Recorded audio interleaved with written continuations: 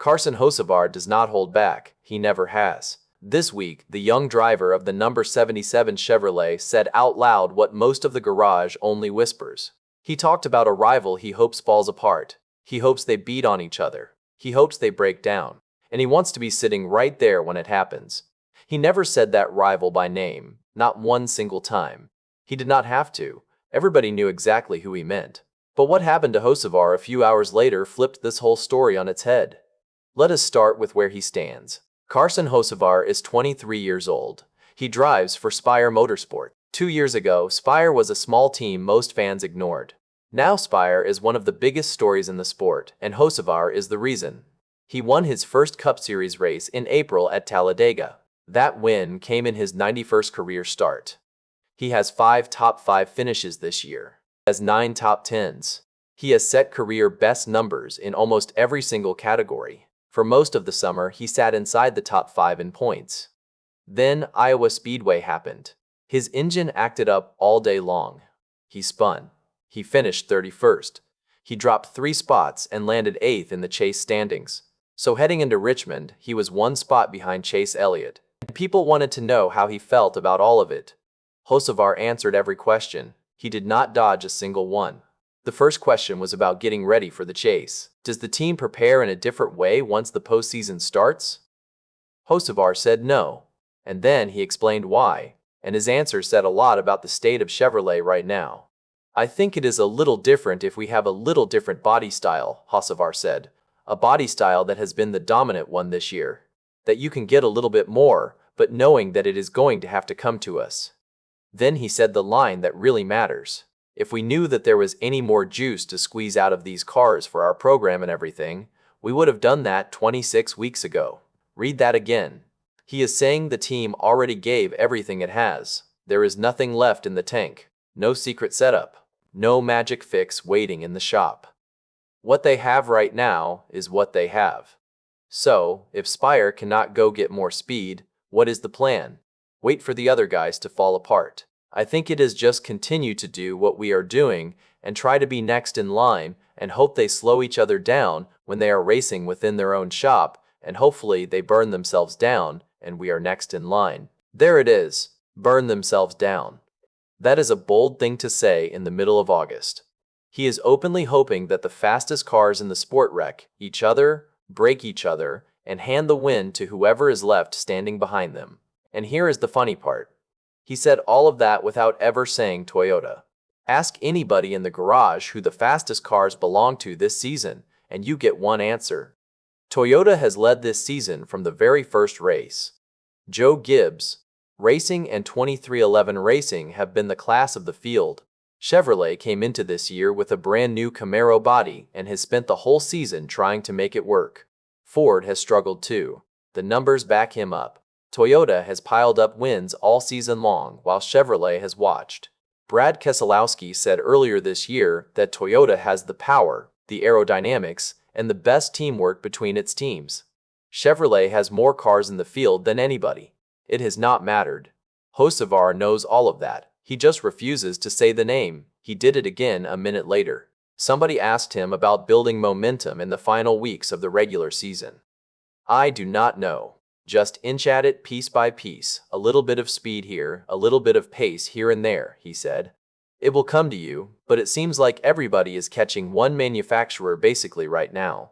It is just trying to get our cars as best as they can be, really. One manufacturer. Everybody is catching one manufacturer, still no name. Next came a question about his driving. Hocevar has a reputation. He races hard. He moves people. Some fans love it. Some fans cannot stand it. With the chase this close, would he start driving a little safer? His answer was very honest. Sure, but there is higher reward too for those points. Stakes have changed, but you might be more willing to give up a point or two because you might need it, especially towards the end. Then he added something that sums up his whole year. You just never know, especially where we are at. Ultimately, just trying to literally maximize every stage, every race to our best ability and know they have got to come back to us, not us go to them. He said it again. They have to come back to us. We cannot go get them. Then somebody asked if he ever pictured himself in this spot back in February. Most drivers give a humble answer here. Hocevar did not. Yeah, I could have, but that sounds cocky and arrogant when you say it, but that is the goal. We want to be up front. We want to be contenders. And then he spoke for the whole building. We want to be up front. Everybody that has came over to the shop, the 200 plus employees, they do not plan on sucking forever. They plan on being contenders at some point. 200 plus employees. That is Spire now. That is not a small team anymore. The last question was about Chase Elliott. 2 races earlier, Hocevar was the top Chevrolet driver in the standings. He was ahead of Kyle Larson. He was ahead of Elliott. Then Iowa knocked him back behind Elliott by 1 spot. Did that bother him? I would care a lot more if it was 1st and 2nd, not 5th or 6th or wherever we are at, or 7th or 8th now, Hocevar said. So yeah, I think we would both be happier if it was for 1st and 2nd. Fair enough.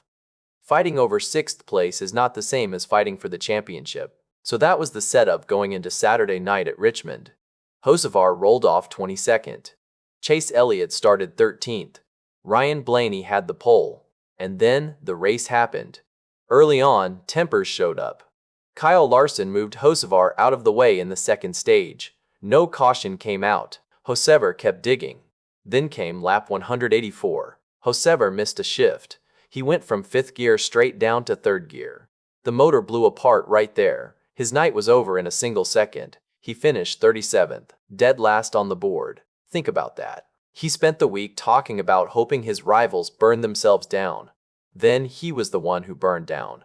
His own hand on his own shifter ended his own race. The damage in the standings was real. Joey Logano won the race and jumped right past him. Hocevar fell 3 more spots. He now sits 11th in the chase standings with 2 races left in the regular season. The good news is simple. That Talladega win still counts. Barring something wild, he is going to the chase. The bad news is also simple. Playoff points matter, and he is bleeding them at the worst possible time. 2 bad weeks in a row. 2 engines that did not make it to the finish. 2 chances to build momentum. Gone. Meanwhile, the manufacturer he refuses to name is still up front. Denny Hamlin leads the standings by a mile. Ty Gibbs, Tyler Reddick, and Chase Briscoe are all stacked near the top. Hocevar said he needs those guys to slow each other down. He said he needs them to break. He said his team would be next in line when it happened. Right now, the only car that has broken is his. Twice in 8 days. The chase field gets locked in after 2 more races. New Hampshire comes first. Then Daytona closes the regular season, and Daytona can wreck anybody. So here is the question. Was Hocevar being smart and honest about where Chevrolet really stands? Or did he say the quiet part too loud and get bitten by it 2 nights later?